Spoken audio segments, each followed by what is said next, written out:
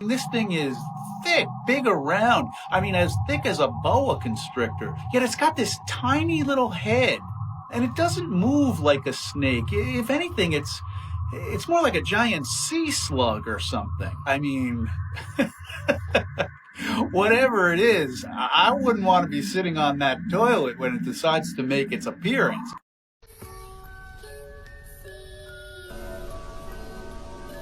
Por.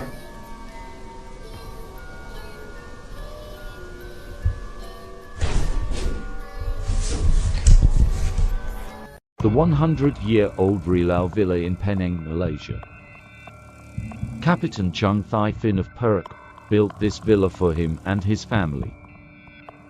His daughter fell in love with a poor local man. The Kapitan and his family disapproved of her love. So she ended up taking her own life in the swimming pool by drowning herself. A temple was built to keep the spirits within the villa.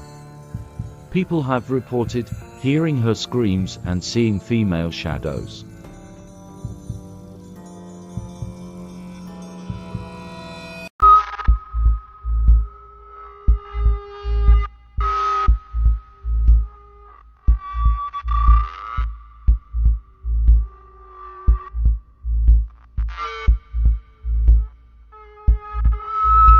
These here are masks of shame. There was this mask here, which is used against people who were known for being gluttonous. This mask here was for people who were known for being liars.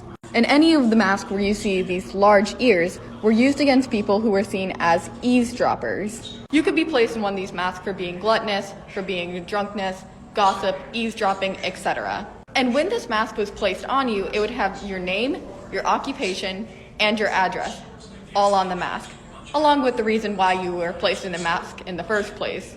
Just look at them.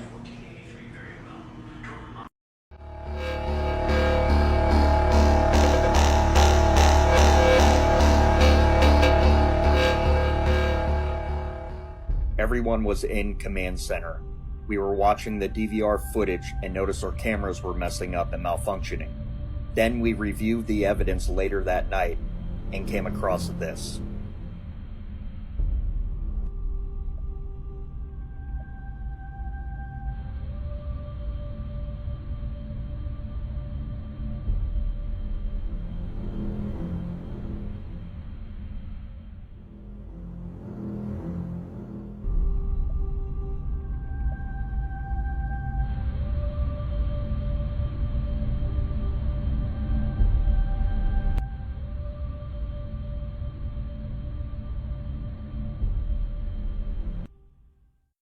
In 1972, animal behaviorist John Calhoun built a mouse paradise with beautiful buildings and limitless food.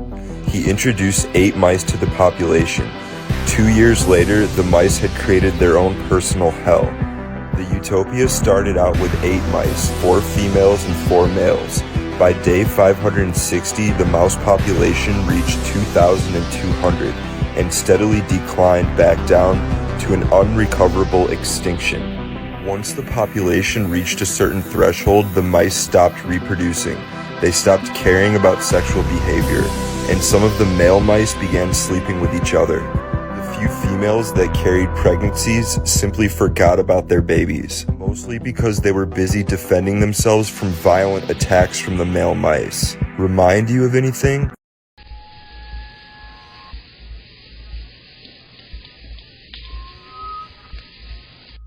Welcome back to my series on lesser-known haunted locations from around the world. Today's location is one of my personal favorites, Loftus Hall in County Wexford, Ireland. On the coast of Hook Peninsula in County Wexford, Ireland, sits what many have called the most haunted house in Ireland, and by house I mean mansion. While the building that you see here was built in the 1870s, Loftus Hall has been occupied since 1137. And while it's reported that there are multiple entities at Loftus, its most famous haunting is, literally the devil. Legend has it that in the 18th century, Charles Tottenham, his wife, and his daughter, Anne, were visited one stormy night by a man seeking shelter. Over the next few days, the young man and Anne quickly fell in love with each other. Everything seemed to be going fine until one night during a game of cards, Anne bent down to pick up a card she dropped off the table and saw that the man she had fallen in love with had cloven hooves. Revealing himself as the devil, the man turned into a ball of fire and disappeared through the roof. Some say that the hole remains to this day and can never be repaired. Check back for part 2. The internet's scariest videos. Mysterious CCTV footage shows this white apparition running from left to right across the screen. Look at how the figure fades in from the left and gradually fades out to the right, where there is still light. And the figure is also translucent. This footage was captured on a property where a man had died and sat in a vacant house for quite some time. Which begs the question, is this the ghost of the man who had passed? Or is this something else more sinister? Hit the plus sign if you believe it's his apparition. The 99-door mansion in Penang, Malaysia. A mansion with 99 doors, where the owner was shot in the head by a competitor. A Bomo then used the mansion for his dark arts, who opened the 100th door. This door apparently enters the other realm. Urban explorers reported shadows, voices, screaming and possessions. It remains abandoned today.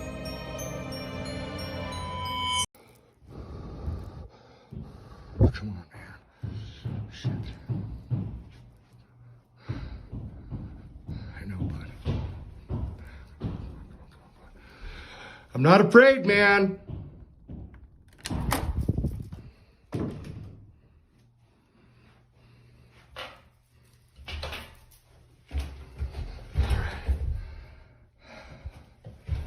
Come on out, man. Oh, fuck yes, fuck yes. Hello.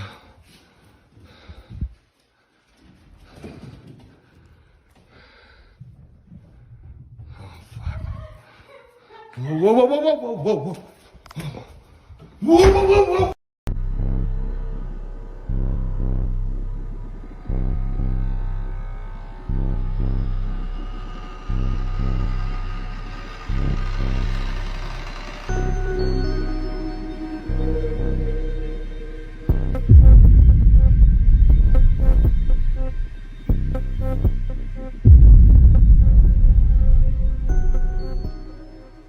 Probably one of the most haunted places in the world because of the things that are in here.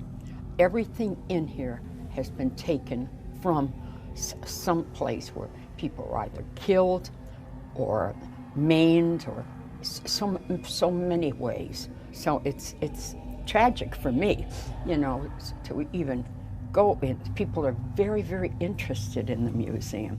And there's some people that are afraid to even go in. Right here is a conjuring mirror. Everything and anything in here we have investigated. Don't ever touch anything. And if you do, let me know. This is the worst thing in here, is that doll. This house in Colorado has been on the market for years, but it won't sell. Why? It's the house where the Watts family lived. In 2018, Chris Watts murdered his wife Shanann in the house and then took his 2 daughters from the home and murdered them in an oil field. Ever since the crime happened, the house has sat empty. And technically, because nobody would buy the house after the murders, it's still owned by Chris. In 2018, a month after the murders, a woman was seen walking up to the house on a neighbor's surveillance camera, but never walking away. Police have been dispatched to the house before because lights have turned on and off by themselves, doors have been opened and shut. It's just some of the stuff that's happened inside the home after the murders is crazy. And if you look at it on Google Maps, it is the only house in the neighborhood on both sides with dead grass. That's because no one has lived there since the murders. If you want to listen to the explanation of the paranormal activity that people have experienced inside of the house, go listen to my podcast, Murder in America, on Spotify and Apple Podcasts. We go into great detail about all the stuff that's happened inside of there. It's eerie.